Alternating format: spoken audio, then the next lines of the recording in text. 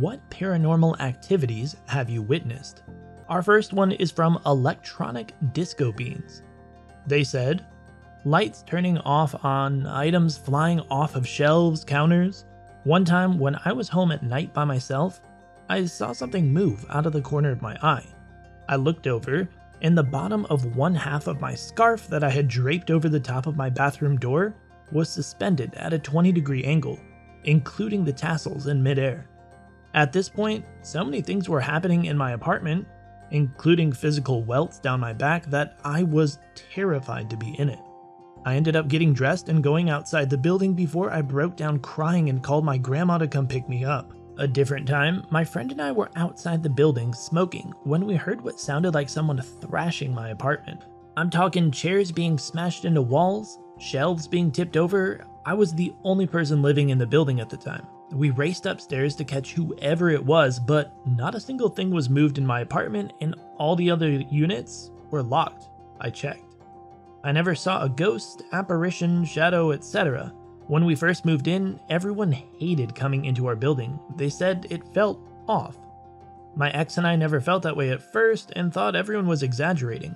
By the time I moved, I wouldn't speak about ghosts or watch anything remotely paranormal in my apartment. Eventually, I watched paranormal activities at a friend's and cannot describe the chill I felt. Similar things were happening in my own home. I haven't experienced anything like it since I moved. Yeah, I would say it's a real good thing that you moved. That sounds terrifying. I don't think I'd have lasted living there, like beyond a week. Jeez. Alright, Steam Decked, also great name, said, I went with my best friend during high school for summer vacation to his grandparents who live in the countryside in Japan. I stayed in his mom's old room, which has a small wall closet. Just above this closet was a smaller closet door, like 1.5 feet tall and about 3 feet wide, just above it. Weird design, but their house is old. The first couple of weeks, I was pretty jet lagged and Japan is hot and humid, so I didn't really sleep at night. If my light was off at night though, I always felt uneasy about that small closet space. Something about it just felt darker than the rest of the room. Toward the end of the second week, I started to adjust to the time difference. One morning, I woke up and that small door was open. It was unsettling, but I closed it and just thought maybe it wasn't closed all the way and came loose. A couple nights later, I woke up feeling uneasy. It was dark and I could kinda see, and I could see that small door is open. It was much darker than the rest of the room, like black, pitch dark. This was the first and only time I experienced paralysis. I was too scared to move, say, or do anything. I just felt this darkness coming from there.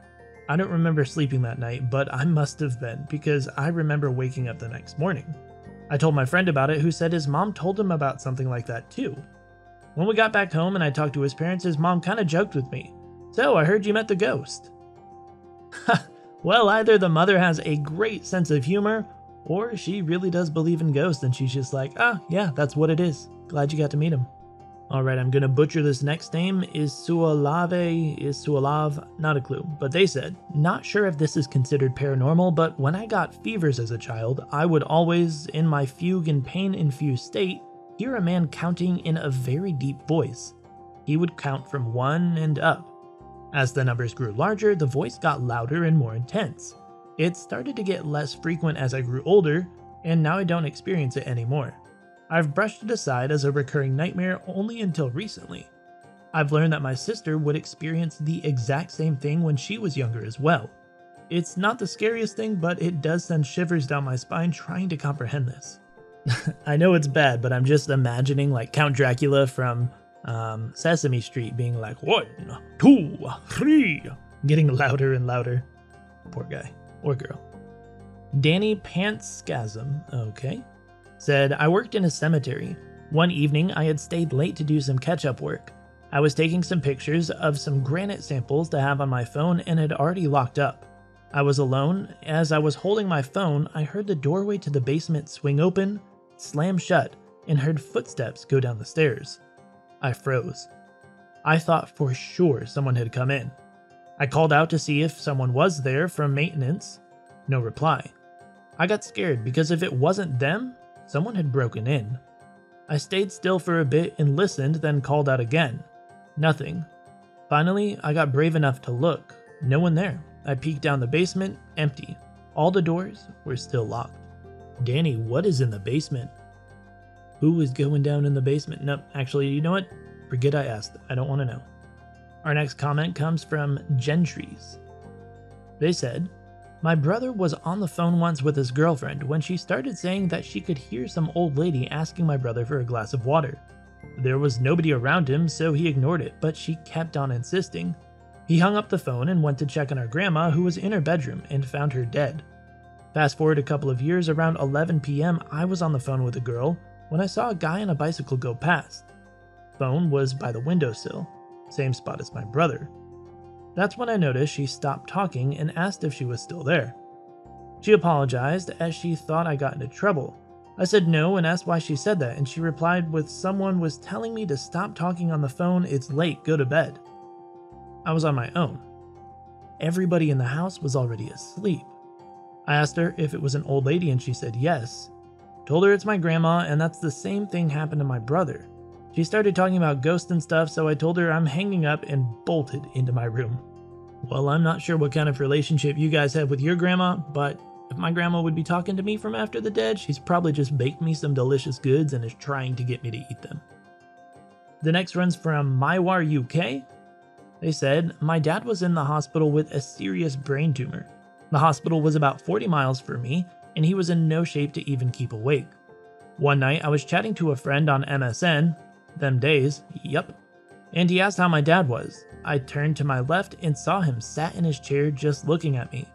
I replied, think he's okay, sat in the room with me, to which my friend said, isn't he in the hospital? I looked again and nothing. I never mentioned it to anyone, told my friend I must have been seeing things. Dad survived and is still here today. Cut to about 21 years later and I met up with my dad and just having a chat. He says, something's been on my mind for years, son, and I can't shake it off. When I was in the hospital, I remember being at home, sitting up in my chair. You was on the computer and you looked at me. Then I woke up in the hospital, but it felt too real to be a dream. That's when I told him my experience. That's wild.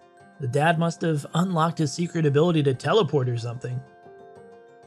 And our final story here is from Brock Sampson. Brock said, when I was in high school, my parents worked shift work at a hospital, and occasionally that would mean I'd be left at home alone at night with my dog.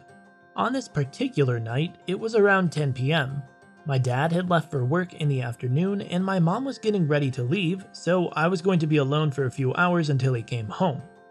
My mom was getting ready to leave through the front door when she noticed there was a small pile of t-shirts on the floor near the stairs to the second floor. My dog liked to lie down on them. She said, make sure you put these in the laundry hamper, which was upstairs in their bedroom. I said sure, bent down to pick them up and threw them upstairs, and they landed in the upstairs hallway, so I could pick it up from there when I went upstairs. I turned around and my mom was saying bye to our dog and giving him a few back rubs before she left. I waved at my mom and she closed the door, then called my dog to come upstairs as I got ready for bed. We walked up the stairs together, and when I got to the top, I noticed that the laundry wasn't in the hallway. I checked my bedroom, which was right next to where I thought I had thrown them, and it wasn't there either. I walked down the rest of our upstairs hallway and into my parents' room, and there was the laundry, sitting in the middle of their floor. With the layout of my parents' house, there's literally no way my throw could have landed as far and into their bedroom, perpendicular to the direction I threw it. And neither me or my dog had touched them after I threw them. I got serious goosebumps when I saw that, and then reached down to pick up the pile of clothes. When I picked it off the floor, I noticed that underneath the pile was a burn mark on the carpet, slightly larger than a quarter, as if something hot had settled there and made an indent. There was no smoke or smell, and looked like it had been there for a long time.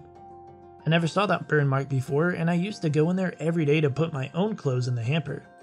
I quickly got ready for bed and tried to go to sleep and not think about what just happened.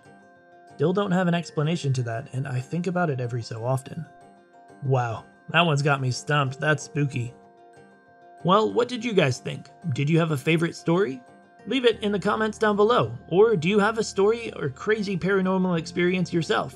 Let us know. Be sure to like the video and subscribe for more content like this, and we'll see you in the next one.